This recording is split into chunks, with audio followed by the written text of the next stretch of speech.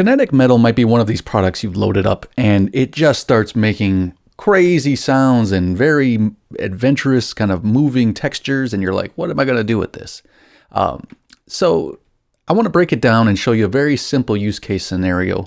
It's close to Halloween. I started writing a nice spooky kind of melody thanks to this knife attack piano instrument.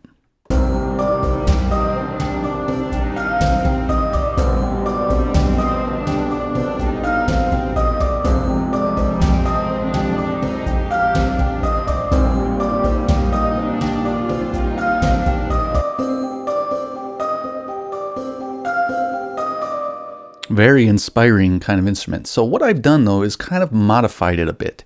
And I want to break down what is actually happening. So you obviously in Machine here, you can see all the different instruments. You might notice that some of them are doubled up. Well, that's simply because a lot of these come motion enabled immediately as the instruments. So things are going to start moving around, which I'll explain in a minute. Or you can have them not motion enabled and, control the motion how you like. So we're going to bust into this and kind of take a look at what's happening here. So this instrument comprises of 8 different sound sources for each instrument. So all of these different, what you might consider presets, are actually completely different instruments. They contain different source material for the metals and the waves. Okay, waves does not mean just static waveforms in this case. Waves are carefully crafted audio textures to go along with the different metals. So what is happening here? So each specific instrument is different, and I encourage you to look at the documentation, the manual, to see what source material was actually used. Big shout out to Jeremiah Savage who made this library. It's amazing. He's amazing. He does really inventive stuff. So first thing we're going to look at, and I'm going to control this all via the machine controller because it's all laid out in just a few pages for me to get to every single thing I need to do. So we can blend in the different amounts of metals and waves. As you see right here, what I'm going to do is just kind of take this down for all the metals and take down all the waves, and we won't hear anything. Okay? So we can bring up each individual source at one at a time and kind of hear what it is about. Now this is called Knife Attack Piano, and it's kind of a like a prepared piano, maybe just totally destroyed a piano with hammers, or you add different materials to the piano strings to make them resonate in weird ways. Or maybe on this one, you attack it with like a katana blade or some sort of ninja material. So you can see the first one is just kind of banging maybe on a piano. Let's hear what the second one is. This kind of interesting sustained scrapey type thing. Not even sure what this one is, but it's beautiful. And then just a bunch of rattly bits. Might be hard to make a melody out of that. So that's what I was saying. When you load up one of these instruments and things start turning and moving and everything, it might be a little bit much, but you can get a ton of use out of every single instrument if you just kind of maybe scale it back a bit. So let's also look at the waves now. So the waves, like I said, carefully crafted audio files.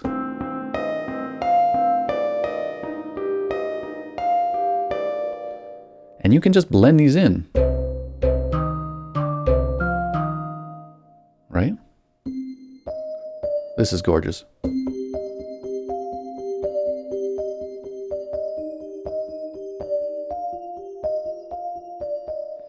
Like I would use this completely as its own instrument. And in fact, I might just have these settings saved like this and then come into Machine and save as.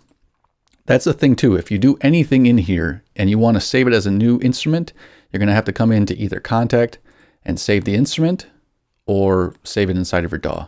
Okay? What else we got here? And then the last one sounds like some demonic Nine Inch Nails kind of thing.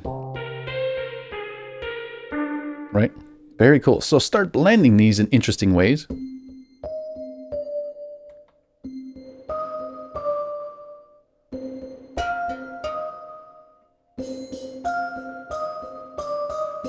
And you get that. Now, moving on, I want to look at this forge section. So each of these letters represents a completely different preset. I've just tweaked preset A, if you will. I think these might be called presets or just morph stage, I'm not sure. So you have that. Let's go to D. Let's go to C. And B. So I've tweaked them all just a little bit different. And you have the forge macro and the effects macro. So I can actually scroll through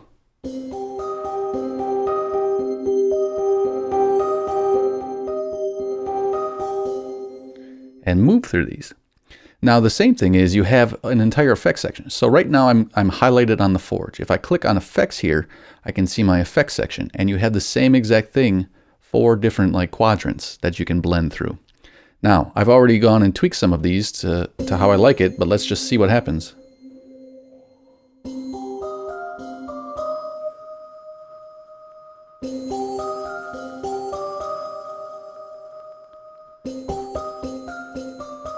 So each one is just a little bit different.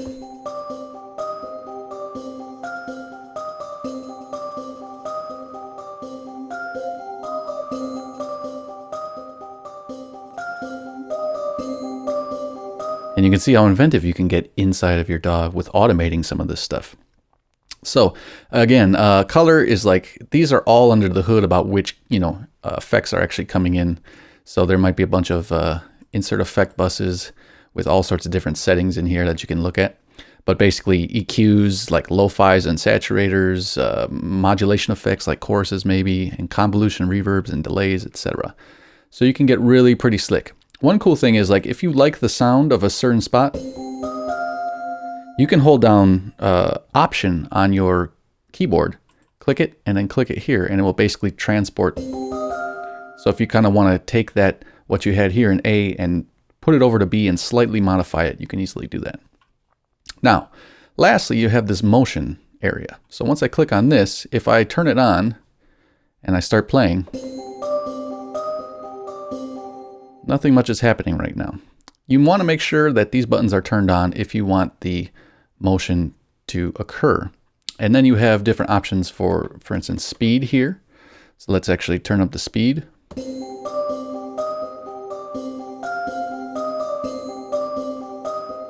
And the strength. So essentially what's going to happen here, let me hold down one note. You can see, let's go with a full strength. This whole amount is going to use a sine wave now to travel through at whatever speed I determine. Right? And you can have it where it's looping or not, or going in reverse, or tempo synced, or whatever. You can even record your own automation and kind of jump around here as you would like. So very powerful, interesting unit. But what I would really encourage you to do is play with the presets, see what they can do. But honestly, you want to come in here and kind of look and investigate at all the different 8 sound sources, and you'll find all sorts of unique, interesting, beautifully organic, creepy kind of instruments for whatever you need. All right, cheers.